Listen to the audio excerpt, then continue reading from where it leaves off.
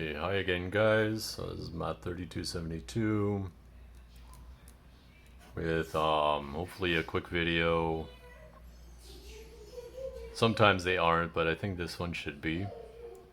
So we just want to define divisibility and irreducibility. So let's just remember what it means for integers. You know, m divides n means there exists k, an integer k with n equals k times m. It does not mean, I'm not even sure I want to write this, but it doesn't mean n over m. Another notation for that is n divided by m. These things, this is like a rational number. This is another rational number. It doesn't mean do the division algorithm. You know, it doesn't mean n equals qm plus r. Doesn't mean any of that. This is a property. It is either true or false. You know, like 5 divides 10, yes. 5 divides 9, no. Okay. This means the negation, not m divides n. Okay.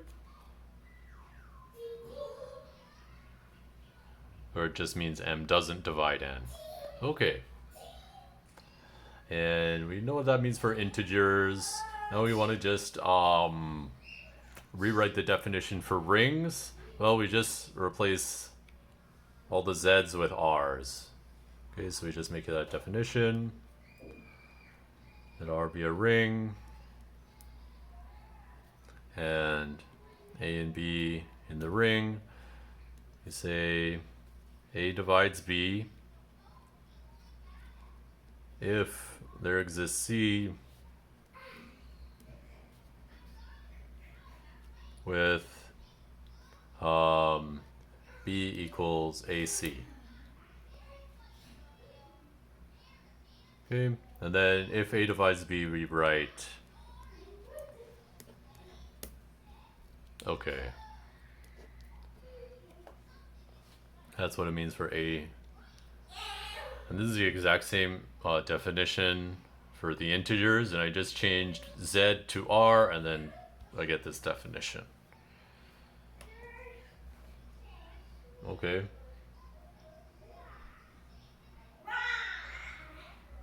So that's fine.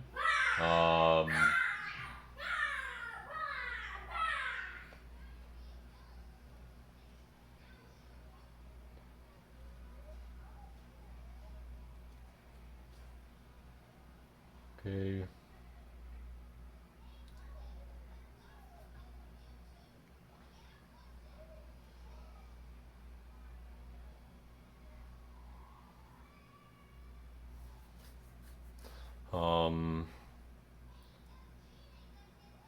Now, to further generalize the integers, we need to know what it means to have a division algorithm.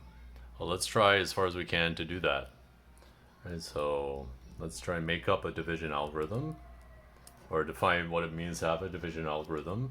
So we start with an integral domain.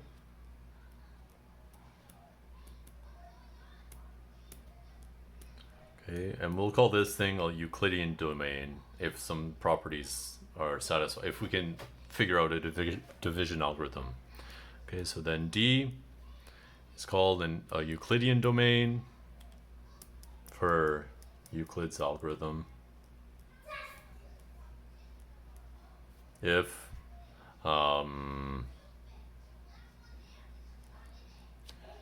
there exists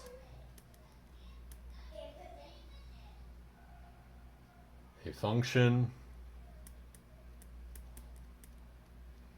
V from the ring D, well, all the non-zero elements of D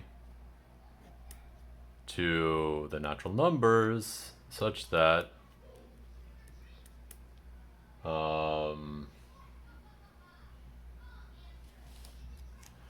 for all A and B and D with A not equal to 0, there exists Q for quotient, R for remainder in D, such that, and now we just write the division algorithm. So B equals QA plus R, and here's where the function V comes in. Either R equals 0 or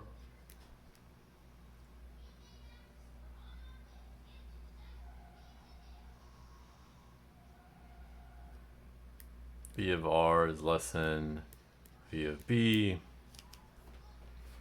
And I forgot in the notes, I forgot to include a condition, another condition on V, and the condition is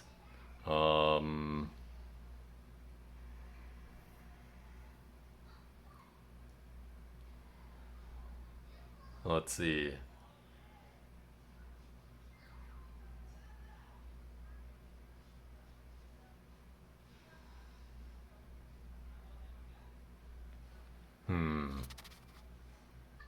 No, I guess that is, I went and checked it out.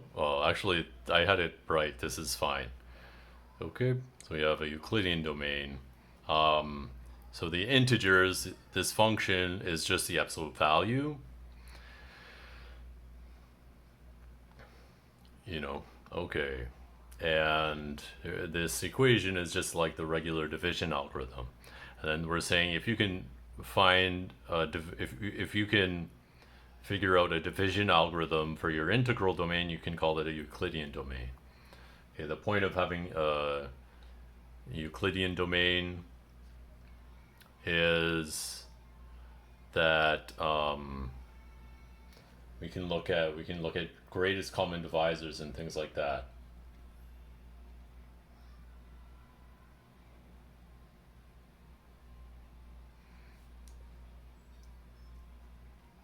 Okay. In this video, I'm also going to talk about irreducible elements, which kind of has like a relationship to prime numbers and divisibility. We just like we already saw how we could generalize the idea of a prime number into an ideal, but let's just take like our usual definition of a prime number and write that in terms of rings. Okay. So let's talk about irreducibility. We have a definition. So let R be a ring.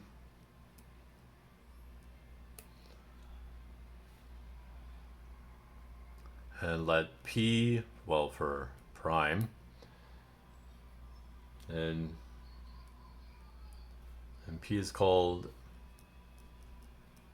irreducible if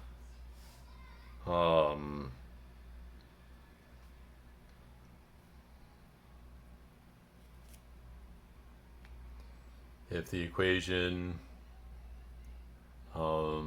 let's see, first of all, we should say that P is not a unit.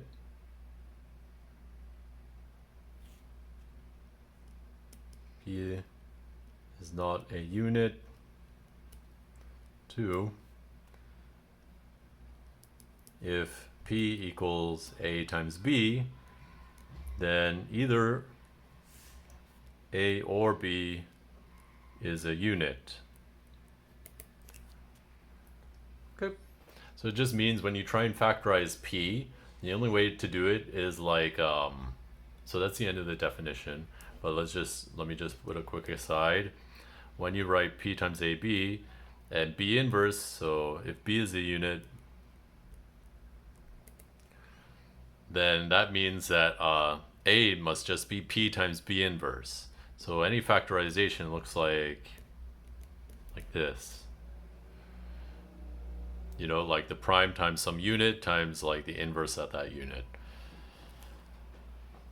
Okay, so this is kind of like a silly way to factorize something, so that's why we call it irreducible. Okay.